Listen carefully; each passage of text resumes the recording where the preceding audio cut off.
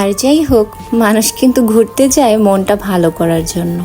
আমরা কিন্তু তার ব্যতিক্রম করিনি। মাঝে মধ্যে যখন ভালো না লাগে, একদমই মানুষ বোর হয়ে যায়, তখন কিন্তু মানুষ এভাবে ছোট ছোট ট্রিপ দিয়ে দেয়।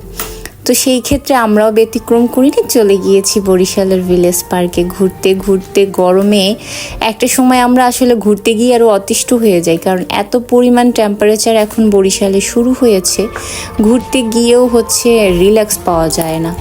তো এত মানুষ আর এত গ্যাদারিং ছিল, বেশিক্ষণ আমরা আর স্টে করতে পারিনি। মিলে ঝিলে একটু ঘুরে, একটু খেলনা কিনে, খাবার খেয়ে, তবে খাবার বাইরে গেলে আসলে ন্যাচারালি স্ট্রিট ফুডগুলোই বেশি ভালো লাগে। আর বাচ্চাদের এই খেলনাগুলো দেখলে মন চায় কিনে সব ঘরে নিয়ে যাই। কি সুন্দর দেখতে, ছোটোবেলায় এগুলোর কত পাগল ছিলাম, তবে এখন আর আগ্রহ নেই।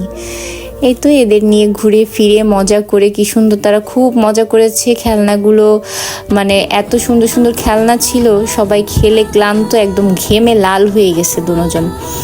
ঘুরে ফিরে আমরা বাসার দিকে রওনা দেব, কিন্তু তাদের খেলা এখনও শেষ হচ্ছে না। তবে খেলার জায়গাটা এত পরিপাটি আর সুন্দর ছিল, দেখলে আপনার মন ভরে যাবে, মনে হবে যে একটা ফরেন কান্ট্রির প্লে ব্যাকগ্রাউন্ড, এরকম মনে হবে।